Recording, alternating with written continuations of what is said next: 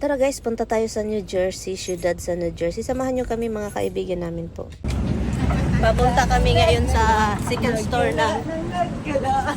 ng Food Bites. Yan, dito ka. Asan yun? Hello. Sa Food Bites na ito, bisita. Ito yung mga kasama ko. Oh. So, let's see. Asan Miss yun? Tapia is present. Ay, marami kayo nagtatanong. Asan na sila? Miss Tapia is present today. Hello. Si Tapia talaga. Ha? Si Ang mga miss na kami. Ito na ba yun? Ito na kami. Thank you, lo. Ang bango. Ang bango, nakakagutom. Ay, ito na sila. Ay, marami. Ano, andito na pampano. Oh. Lo, nandiyan na. Gulay. Ayan ang gusto ko. Ito Alin? gusto ko. Hello, ini Shagit. Ito ang siya. Kuya, kumusta? Marami pala dito tingnan. Oh, may sila. May urong girl. Sayang yung time. Naman, no? Wala, tutoy. May akong nakita. Dako as tutoy. Ito yung tindahan na pinupuntahan namin dito malapit sa amin, guys. And nag-open sila sa New Jersey. At ang daming tao everyday. O diba, ang swerte ni Kuya. Yun yung mayari si Kuya Earl. Pagkatapos namin bumisita, kumain lang kami. At ngayon, papunta na daw kami sa American Dream na mall.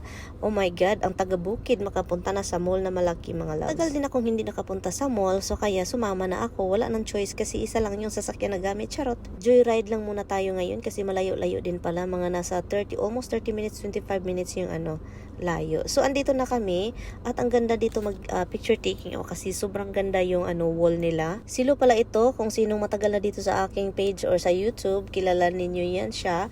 At yun, lakad-lakad lang kami. At sa totoo lang mga loves, nahihilo ako kasi feel ko every time na mag-malling ako, no? Feel ko yung building mag-move, promise, parang sa Pilipinas.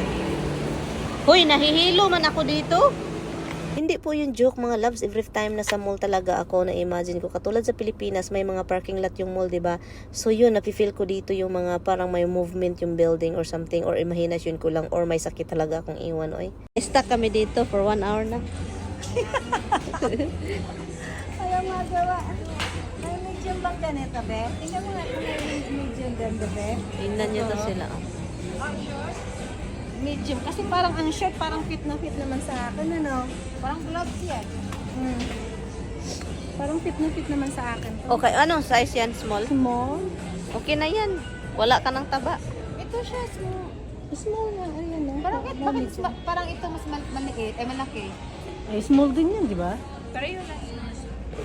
Parang extra small. Tingnan mo yan, parang malaki. Kanina nasa Primark po kami, ngayon nasa Zara na naman kami. Ang gaganda pala dito mga damit sa Zara, kaso yung mga presyo makaigit man tag-ahat. So ngayon mga loves, naglakad-lakad lang ako kasi first time ko dito sa Zara. Magaganda pala yung mga gamit nila dito, yung batila, pero ayun ang presyo guys, makaigit man sadta. Pero anyway, so nagpunta, meron din pala silang mga clearance area, no? Pero yung clearance nila hindi katulad ng clearance ng mga tagto $3 lang. Ito naman ng mga sa $13, $15, ganun. Kung nakita dito mga loves na gustong gusto ko at saka hindi bagay sa akin kasi ang tataba ko, no? Pero silo bagay ito sa kanya. Pero sabi niya, oh my God, ang dami daw niyang damit na hindi nasusuot. Mura lang yun, mga $13 something na. At ang ganda ng tila, sayang naman. Ay, silo ayaw niya, madaming damit daw siya. At pagkatapos namin sa Zara, pauwi na sana kami. Pero merong Jollibee dito, ang bango-bango.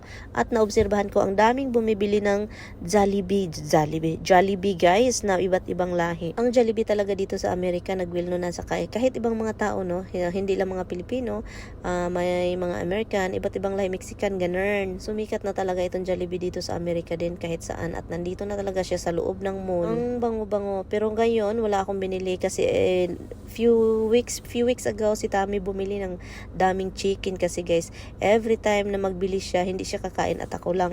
So ngayon, sabi ko, wag na kasi every time I burp, lasang Jollibee talaga yung dugab ko. Naalala ko tuloy yung first time ng Jollibee nakapunta sa Amerika. Or, hindi yun, ay, basta sa Queens, yung first open sa Queens dito sa New York.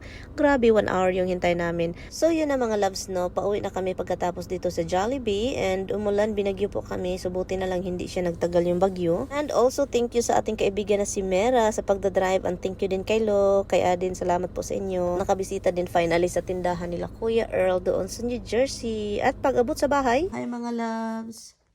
So, galing ako sa gala-gala kanina, no? And akala ko uuwi si Tami ngayon.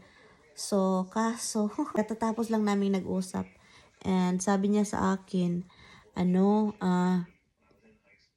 na-aggravate daw siya. Aggravated daw siya dahil yung trabaho niya ba. Sabi pa, kailangan daw ni Taming babalik bukas ng umaga. Dapat andun daw siya sa 6 o'clock ng umaga. So ngayon, nagalit si Mister sa isip niya ba? Nagalit siya sa isip niya. Sabi niya, kailangan na daw niyang umuwi. 4 days na siya nang nagtatrabaho, guys.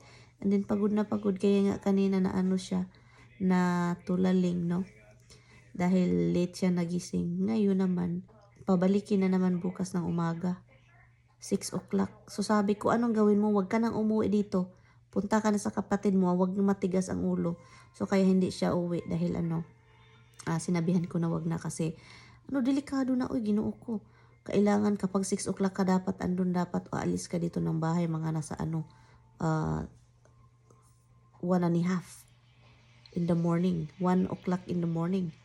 Kasi yung layo dito sa city.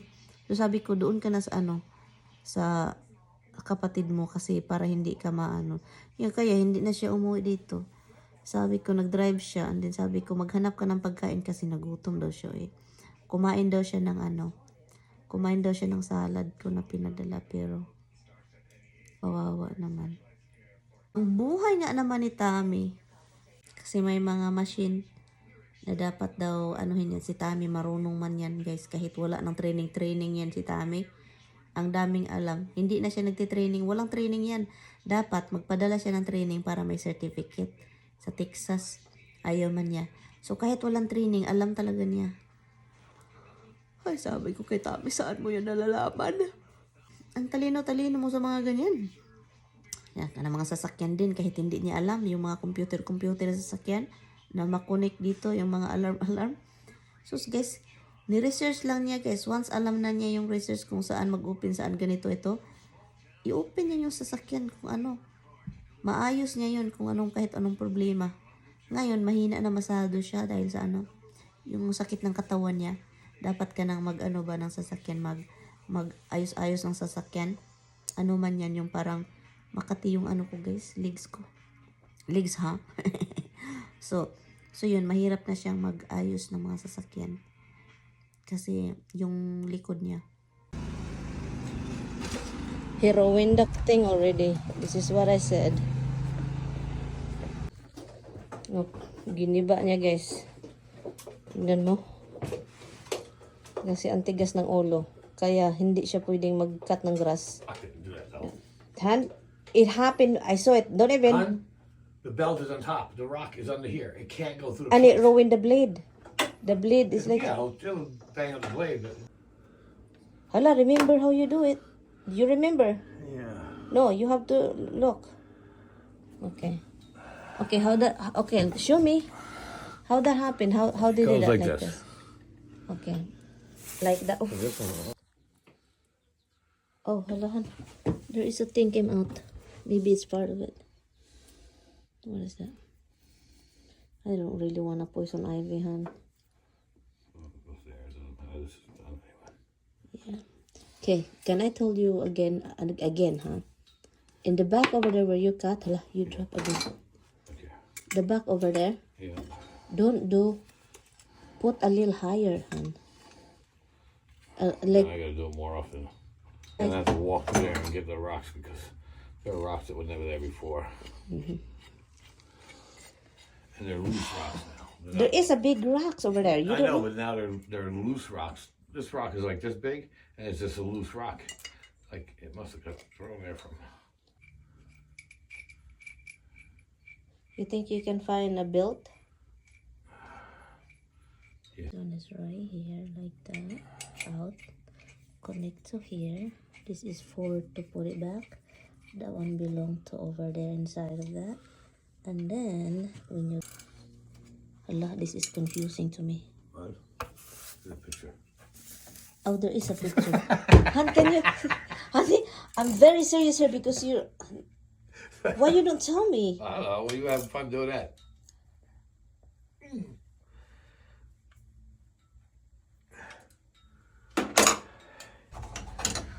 The black thing is for the old one.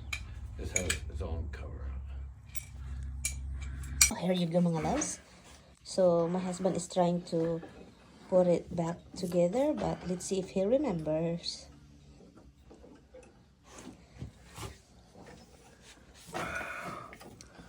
You want me to help you? Let's see that one. Okay, hold on. Okay. Okay. My goodness, yung asawa ko. You're raggedy, love. Yeah, well. My hubby's raggedy. Raggedy? No.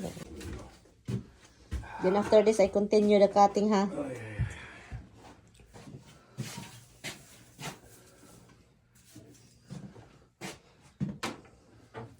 Hello, what is that? That's part of the belt? Yeah. Put it back. Here.